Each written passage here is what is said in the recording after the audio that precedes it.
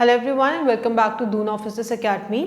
Sentence improvement के हम कुछ क्वेश्चंस कर रहे थे फॉर द एनडीए एग्जामिनेशन। और ये सिर्फ एनडीए नहीं, even if you talk about CDS level examination, उसके लिए भी ये टॉपिक काफ़ी इंपॉर्टेंट हो जाता है। अगर आप प्रीवियस ईयर क्वेश्चंस देखते हो, कम से कम 10 क्वेश्चंस तो हमेशा से ही आए हैं इसमें, right. If you talk about sentence improvement, parajumble words या फिर पैराजम्बल सेंटेंसेस और पैराग्राफ, ये भी हमेशा से आए हैं आपके NDA even in CDS examination. कुछ ऐसे टॉपिक हैं जो हमेशा से ही आते हैं, कुछ ऐसे हैं जो कभी आते कभी नहीं आते। जैसे कि सीडीएस लेवल की अगर हम बात करें तो एक्टिव पैसिव कभी आते हैं कभी नहीं आते, या फिर डायरेक्ट इनडायरेक्ट स्पीच कई बार उसके 10 क्वेश्चन आ जाते हैं, नेक्स्ट उसमें एक बार भी नहीं आते। स्पॉटिंग द एरर्स हमेशा 20 क्वेश्चंस आए हैं। अब स्पॉटिंग द एरर्स में आपको ग्रामर रूल्स पता होने चाहिए, and even only grammar rules नहीं, या फिर कुछ आपके फ्रेजल वर्ब्स है या कुछ आपके ऐसे वर्ड्स है जो आप किसके साथ यूज़ करते हो किसके साथ नहीं यूज़ करते हो, तो इसका आपको नॉलेज होना चाहिए। ये सिर्फ आपके स्पॉटिंग द एरर्स क्वेश्चंस नहीं, इनफैक्ट जो दूसरे क्वेश्चंस है फिलिप्स टाइप क्वेश्चंस हो गए, या फिर जो अभी हम टॉपिक कर रहे हैं सेंटेंस इंप्रूवमेंट, हर एक के लिए ज़रूरी हो जाता है। अरे तो जो भी क्वेश्चंस कराए जाएंगे एक बार खुद ज़रूर उसको अटेम्प्ट करो। जितनी अच्छी आपकी प्रैक्टिस हैबिट होगी उतना ही you develop familiarity with the questions and you become very comfortable with the questions, right. कई बार कुछ ऐसा टॉपिक आता है जो आपको बिल्कुल आइडिया नहीं है, राइट। सो एग्जामिनेशन में जब आप बैठ रहे हो तो एक बार अगर आपने प्रीवियस ईयर क्वेश्चन किए हैं एटलीस्ट 10 साल के, तो आप बहुत आसानी से पेपर दे पाते हो, राइट। सेशन शुरू करने से पहले अगर आप दून ऑफिसर्स अकेडमी के ऑफलाइन बैच से जुड़ना चाहते हैं तो जो आपको स्क्रीन पर नंबर दिए गए हैं उस पर कॉन्टैक्ट करके आप रजिस्ट्रेशन करा सकते हो। हमारे फ्रेश बैच भी हम स्टार्ट कर रहे हैं for NDA CDS level examination. अगर आप उसके लिए भी प्रिपरेशन कर रहे हो तो you can enrol yourself. Alright, we'll start off with the questions again। जैसे कि लास्ट टाइम से हम क्वेश्चंस करते आ रहे हैं, one part of the sentence is underlined. उस पर्टिकुलर पार्ट में अगर किसी चेंजेस की ज़रूरत है तब अकॉर्डिंग टू दी ऑप्शंस आप वो जो सबसे सूटेबल ऑप्शन है वो चूज़ करोगे। In case it requires no changes, कोई अमेंडमेंट किसी चीज़ की ज़रूरत नहीं है, तो लास्ट आपका एक ऑप्शन होता है नो इम्प्रूवमेंट, आप उसको ऑप्ट करोगे, right. So the question is I am used to hard work. I am used to hard work. Underline part is hard work. पहला है आपका work hard, work hardly,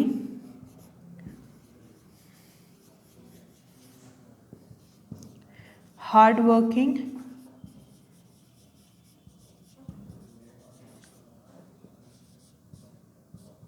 and the D part is no improvement। ठीक है, sentence क्या बोल रहा है आपका, I am use to hard work, ठीक है। क्या इसमें किसी इम्प्रूवमेंट की ज़रूरत है?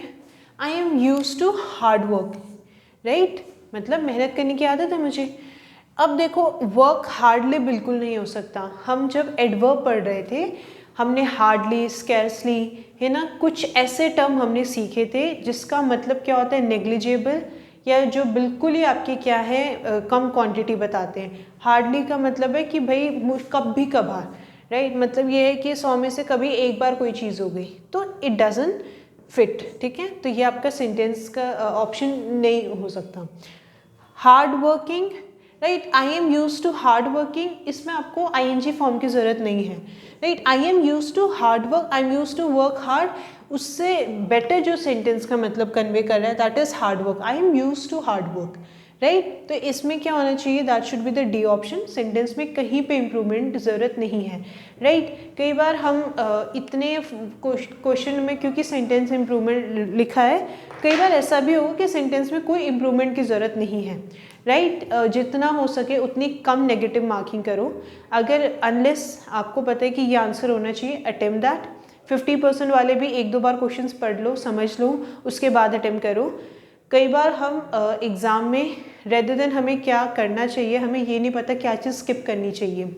आपको पता है कोई एक पर्टिकुलर टॉपिक आपने बिल्कुल नहीं पढ़ा है, आपको कोई आइडिया नहीं है, तो उसके क्वेश्चन मत करो, ठीक है, अनलेस आपको पता है कि हाँ यही आंसर होगा, डू दैट। पर अगर कोई एक टॉपिक जिसमें कोई आइडिया नहीं है, कभी नहीं पढ़ा हो, उसके ट्राई करो कि क्वेश्चन आप ना करो, राइट, क्योंकि जहाँ पे आपके मार्क्स आने थे वहाँ पे जहाँ दूसरे क्वेश्चंस में आए उसके ऑलरेडी कट चुके हैं, है ना, उसमें से आपके ऑलरेडी डिडक्ट हो रहे हैं, राइट। तो नेगेटिव मार्किंग जितनी हो सके उतनी कम करो, ठीक। नेक्स्ट क्वेश्चन पे आते हैं। नेक्स्ट क्वेश्चन है आपका, it was indeed a shock, it was indeed a shock for her,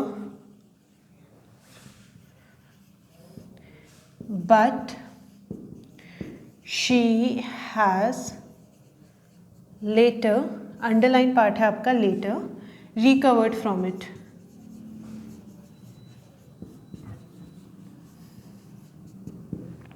options क्या हैं आपके, since, then, afterwards, and the last one is no improvement।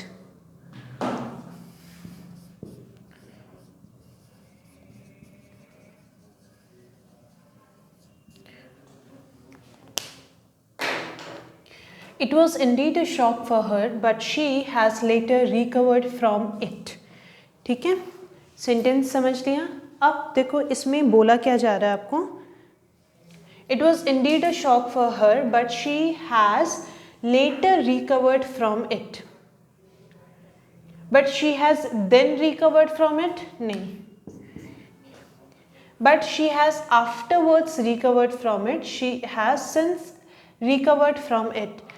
When we were doing perfect tense उसमें हमने since और for क्या कहाँ पे आप यूज़ करते हो, इसका मतलब हमने पढ़ा है। Since we use for specific time, है ना, कोई पॉइंट ऑफ टाइम के लिए हम यूज़ करते हैं, और फॉर हम कब यूज़ करते हैं, for a period of time. वहाँ पे भी ये बात बोली गई थी कि फॉर और सिंस वाले क्वेश्चंस हमेशा से ही आते हैं। अब सेंटेंस में मतलब क्या निकल के आ रहा है, it was indeed a shock for हर, मतलब कोई एक पॉइंट ऑफ टाइम की बात की जा रही है, राइट, कि भाई जो भी बस हैपनिंग उसके साथ हुई है कि it was a complete shock for हर, उस टाइम पीरियड की बात की जा रही है, स्पेसिफिक टाइम की, किसी पॉइंट ऑफ टाइम की बात की जा रही है। और जब भी हम पॉइंट ऑफ टाइम की बात करते हैं वहाँ पे हम सिंस का इस्तेमाल करते हैं। She has since recovered from it, right, मतलब जो ऑलरेडी हो चुका है उसके बाद उससे क्या है, वो रिकवर कर चुकी है, राइट। तो जो अप्रोप्रिएट यहाँ पे टर्म होना चाहिए that should be the A part. तो यहाँ पे क्या होना चाहिए था, it was indeed a shock for her but she has since recovered from it, है ना, वो पॉइंट ऑफ टाइम की बात की जा रही है, इसीलिए हम क्या वर्ड यूज़ कर रहे हैं, सिंस, राइट। सिंस और फॉर वाले क्वेश्चंस हमेशा से आए हैं, not only for the NDA examination, आप आरएमसी का देख लो, सीडीएस का भी देख लो, वहाँ पे भी सिंस और फॉर वाले क्वेश्चंस आए हैं। स्पॉटिंग द एरर्स में कई बार क्वेश्चन आ जाते हैं, या देखो सेंटेंस इंप्रूवमेंट में एक ऑलरेडी आ चुका है, तो इस टाइप के क्वेश्चंस आते हैं। कोई जो ऐसी डिटेल्स होती हैं जो आपको पता होनी चाहिए, बेसिक डिफरेंस, तो एक बार वो भी आपके रिवाइज दैट एज वेल, ठीक है, एग्जाम पॉइंट ऑफ व्यू से they are very helpful. Next question पे आते हैं।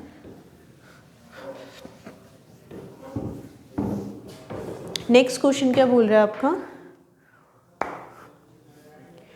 There is a dearth of women doctor, there is a dearth of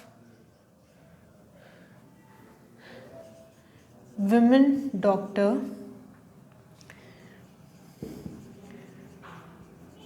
in our state, we shall have to recruit, we shall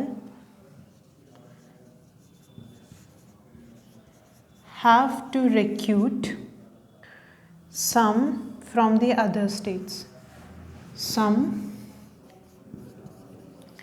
from the other states, ठीक है। Underline part है आपका women doctor. Options क्या हैं, women doctor,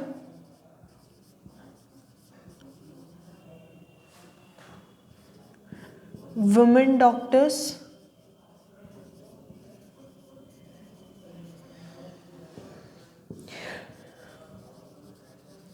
women doctors, और the last part of the sentences कि इसमें कोई इम्प्रूवमेंट की ज़रूरत नहीं है, ठीक है। D part is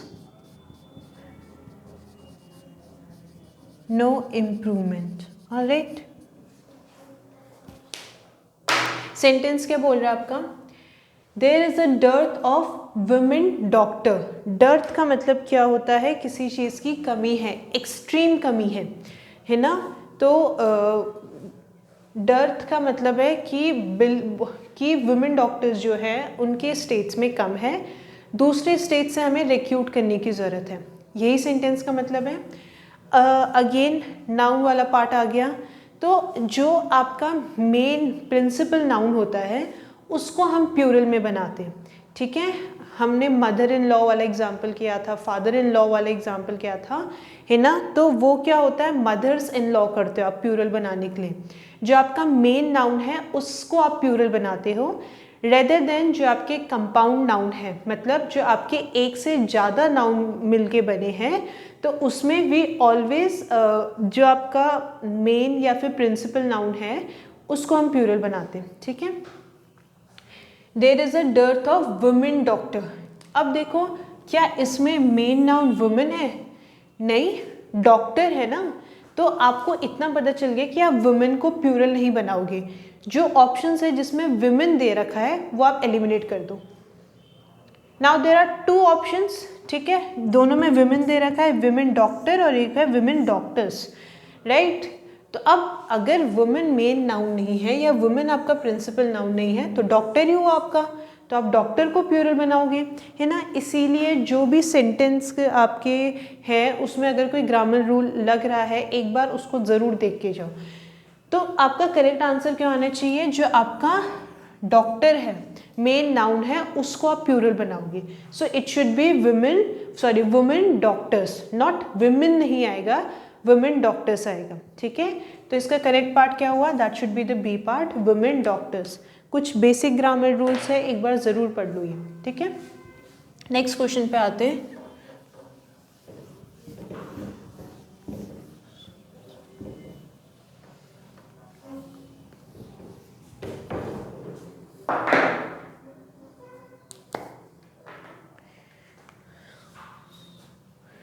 Next question is, the poor villagers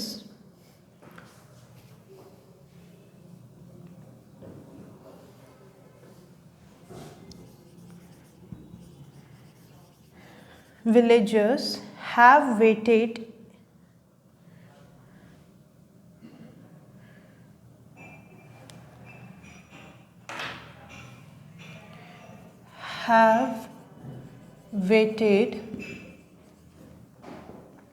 in the bitter cold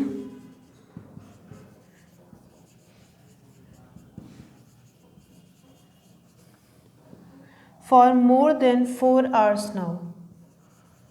For more than 4 hours now. Underline part है आपका हैव वेटेड। पहला है have been waiting,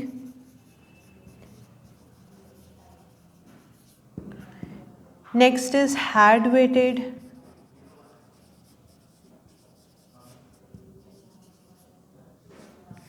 has been waiting,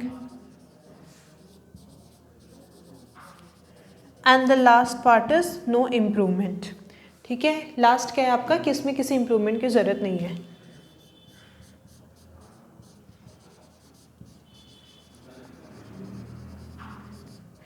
अब अगेन इसमें दो चीज़ें ध्यान में रखनी है, पहला सब्जेक्ट वर्ब एग्रीमेंट है, दूसरा फॉर और सिंस हम कहाँ पे इस्तेमाल करते हैं, कौन से टेंस में, वी यूज़ दैट विद, किस में यूज़ करते हैं, परफेक्ट टेंस में, ठीक है। फॉर और सिंस परफेक्ट कंटिन्यूस टेंस में हम इस्तेमाल करते हैं, ठीक है। ये दो चीज़ें आपको पता होनी चाहिए।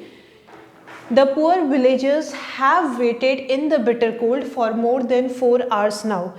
ऑप्शंस देखो, हैव है, हैड है, हैज़ है, ठीक है, आपके जो तीनों ऑक्सिलरी होते हैं हार्ट के वो तीनों दे रखे हैं। क्योंकि यहाँ पे फॉर है तो आपको इतना तो पता चल गया कि we will use perfect continuous tense, right. Point duration of time की बात की जा रही है। थोड़ी देर पहले ही हमने डिस्कस किया था कि हम सिंस और फॉर कहाँ इस्तेमाल करते हैं। Since point of time, period of time के लिए फॉर इस्तेमाल किया जाता है। 4 घंटे पीरियड है, शुरू होने और ख़त्म होने का एक टाइम इंटरवल है ना। सो यहाँ पे क्या होना चाहिए कि फॉर यूज़ किया गया है क्योंकि वो काफ़ी देर से वेट कर रहे थे। कोई चीज़ शुरू हुई है और अभी भी चल रही है तो वहाँ पे आप क्या यूज़ करोगे, परफेक्ट कंटिन्यूस टेंस, ठीक है। विलेजेस हैव, विलेजेस क्या है, सिंगुलर है या प्लूरल है। भाई अगर गांव के जो लोग हैं एक तो नहीं वेट करेगा ना, है ना। विलेजेस की बात की जा रही है तो एक से ज़्यादा लोगों ने, कभी ऐसा गांव नहीं जिसमें सिर्फ एक रहता है। अगर उसका परिवार भी रहता है तो 4 या 5 लोग तो वो वैसे ही हो गए। तो विलेजेस क्या है, यहाँ पे प्लूरल है। So now that we know कि विलेजेस सब्जेक्ट वर्ब एग्रीमेंट की बात करें तो विलेजेस के साथ क्या आना चाहिए था यहाँ पे, हैव, राइट। तो हैड वेटेड क्यों नहीं आना चाहिए, पास्ट में कोई चीज़ अभी तक कंप्लीट नहीं हुई है, कुछ टाइम चली है वो, तो इसीलिए हैड वेटेड ऑप्शन एलिमिनेट हो गया। दूसरी चीज़ विलेजेस है तो इसके साथ हैव आना चाहिए, हैज़ नहीं आना चाहिए, राइट। एक उसमें क्या है, हैज़ बीन वेटिंग, तो it should be have been waiting. Tense कहाँ पे इस्तेमाल करोगे, कब इस्तेमाल करोगे, यूसेज एक बार पढ़ के जाओ, right, that will be very helpful for you. The poor villagers have been waiting in the bitter cold for more than 4 hours now. Now का भी, अब नाउ वर्ड से भी पता चल गया प्रेजेंट की बात कर रहे हैं। विलेजर से पता चल गया कि आप क्या यूज़ करोगे, हैव यूज़ करोगे, हैज़ नहीं यूज़ करोगे। ये छोटी छोटी चीज़ें हैं। हैव आप किसके साथ यूज़ करते हो, प्लूरल के साथ। हैज़ सिंगुलर के साथ। एक आई है फर्स्ट पर्सन प्रोनाउन जिसके साथ आप हैव इस्तेमाल करते हो, right. Everything is being discussed already in the tense topic, ठीक है। तो वो वाली वीडियो एक बार ज़रूर देख के चले जाओ, राइट।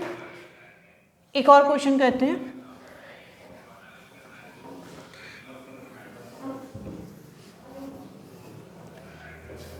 नेक्स्ट क्वेश्चन है आपका,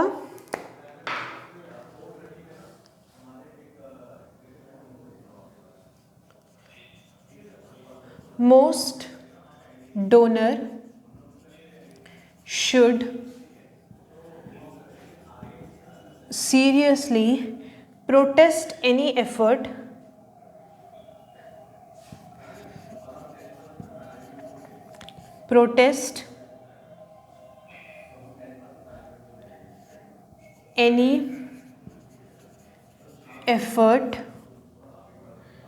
to extrapolate, अच्छा, any effort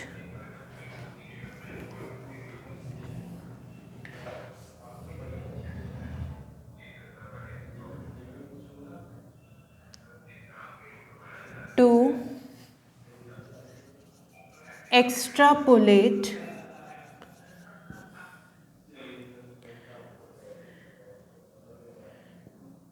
from such limited data, from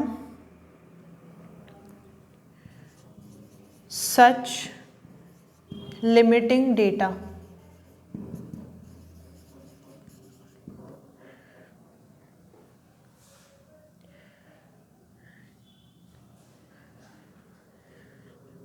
option है आपके protest against,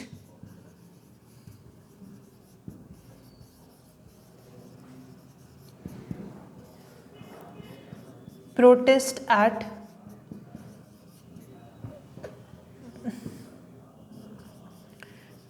protest to, and the last one is no improvement.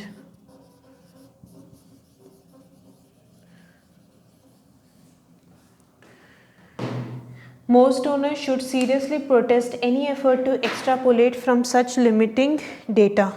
ठीक है, एक्स्ट्रापोलेट का मतलब होता है जो भी आपको इंफॉर्मेशन दी गई है, व्हेन यू बेसिक जो आप उसके क्या है एक एस्टिमेटेड वैल्यू निकालते हो या फिर क्या करते हो कि बेस्ड ऑन दैट आप कुछ एजम्पशंस बनाते हो। Basically extending the information your knowledge from what is given to you, right. मान लो कि जैसे कि आपके कई बार कुछ गवर्नमेंट डेटा जनरेट करती है, तो उसके बेसिस पे जैसे कि जीडीपी हो गया या नेशनल इनकम हो गया, कुछ इस तरीके के डेटा देती है। तो उसमें क्या हो जाता है, जब आपके आप मार्केट देखोगे, वो बेसिकली क्या होता है, लोग उस तरीके से अपने शेयर या स्टॉक्स खरीदते हैं, तो they are extrapolating the information. जो इन्फॉर्मेशन दी गई है, राइट, उसको आप क्या कर रहे हो, एक्सटेंड कर रहे हो, राइट।